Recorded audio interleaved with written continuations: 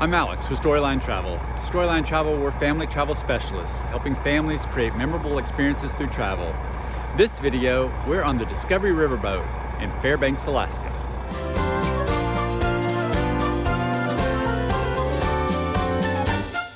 We are now in the Tanana Valley, which is the heart of the Athabaskan Indian country.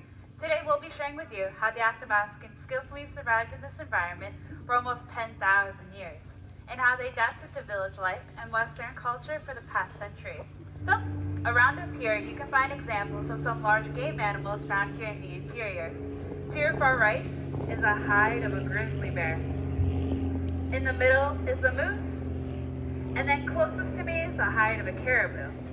And if you look all the way over here to your left, you'll find a full-size bull moose. He was taken north in the White Mountains and has a trophy-sized rack of 73.5 inches. Now, moose were one of the important resources to the Athabaskans. While caribou, they travel in herds, the moose was opposite, tended to travel alone. Therefore, they had to become very skilled at calling the moose.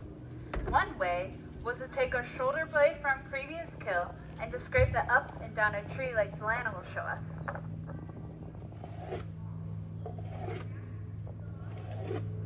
Wow, folks, isn't she a skilled hunter?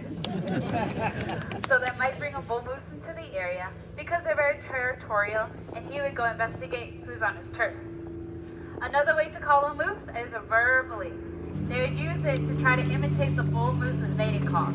Now, the mating call is a deep, guttural, grunting sound. Would you folks like a demonstration? Yeah. Here, Moosey. Now, using a real moose call that might cause a bull moose to come into the area, then they take a bone-tipped spear and provoke him to charge. Then they plant it at a steep angle, and the bull moose would come charging to rear up and stomp on the hunter, but then impale himself on the tip of that spear. Then all the brave hunter would have to do was skillfully roll out from the heavy falling animal. Now, traditionally, it is the men's job to hunt the moose, and it was the women's job to prepare the hide. She would first take sharpened shin bones from a previous moose or caribou kill, scrape off all that fat, flesh, and hair off, and then that left her with this stiff piece of material called raw hide. Raw hide could be cut into thin strips called babiche. Babiche is used as an all-purpose rope for lashing and web snowshoes.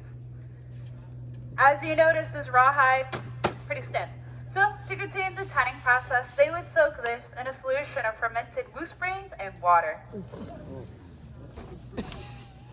Now, in that milky fluid, it had acidic enzymes in it that break down the tough fibers in the raw hide. Then finally, she would scrape it with a clavas.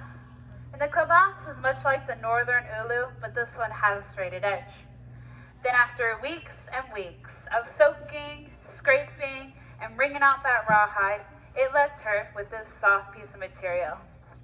And to preserve all of her hard work, she would stretch this hide over a campfire and smoke it. Now you can always tell a true native tan hide by the rich smoky smell and the light brown color.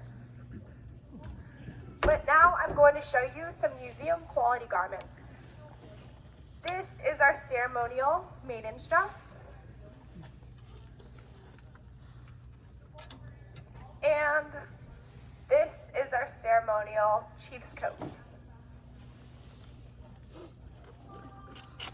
Both of these garments are made out of tanned moose hide, and they are prepared in the exact same way like Hannah just explained with you.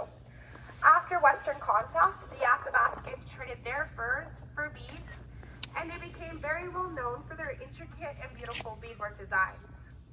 All of the flowers have symbolic meanings. On the maiden's dress, you can see some flowers that are commonly found in this village. This is the bluebell, and then our state flower, the forget-me-not. Now on the chief's coat, they sewed on flowers that represent animal tracks in hopes of bringing her man good luck on the trap line. Anthropologists tell us that the early Athabaskans had to survive in some of the most difficult environmental conditions known to man, and they have done so for over 10,000 years. Before any contact with the outside world, a little over 150 years ago, they lived entirely in a primitive bone and snow culture, so every day was a battle for survival. And the early Athabaskans had to become efficient hunter-gatherers, and they had to follow herds of game in order to survive. So this meant roaming the Arctic, always on the move. Now the two primary animals that they hunted was the moose and the caribou. Now speaking of caribou, the reindeer that you see here are the domesticated relatives to the caribou. What you see here is what a typical Athabaskan village would have looked like after that first significant contact with the Western culture. Prospectors arrived by steering with their steamboats into the interior of Alaska like we all just done today.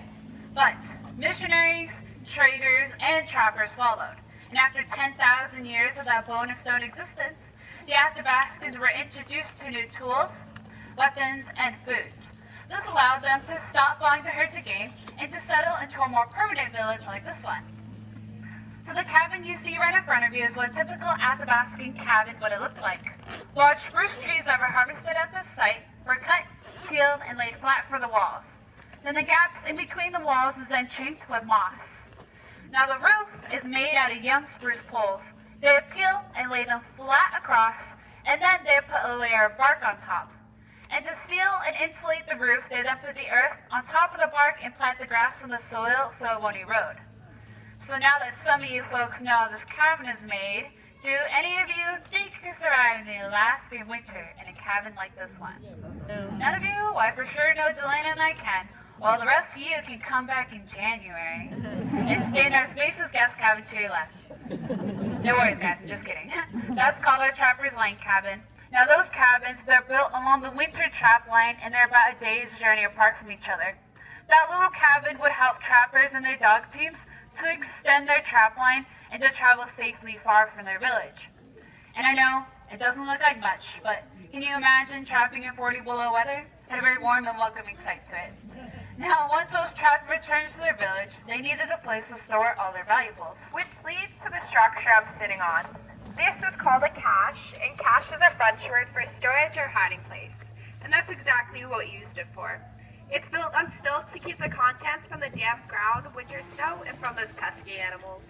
Now in the front of the cache are some of the fur-bearing animals found here in the interior. The first pelt I have to share with you today is the timber wolf. And he almost stretches 7 feet from nose to tail. And the timber wolf is very important for clothing. Cross sections from the back of this pelt would be used to make the outer part of a parka ruff, like the one we just seen, or this whole pelt could be used to make a men's parka. Now these next 4 pelts are all foxes. This is the red fox. I called it, this one, the not-so-silver fox. And the cross fox. All 3 are very abundant here in the interior, and they can be found in the same litter. Now the beautiful white one at the end, that is the Arctic fox. He's not found here in the interior, but you can find him up above the Arctic Circle. Right now, he's in his winter coat, but in the summer, he turns a nice blotchy brown. These little guys are the ermines, and they're also in their winter coats. They're known for their white bodies and brown tipped tails. In the summer, they turn brown, and after that, we just call them weasels. We actually have another playful nickname for them. Would you folks like to hear it? Okay, but first, is anyone from Texas? Oh, okay, about 3 different groups.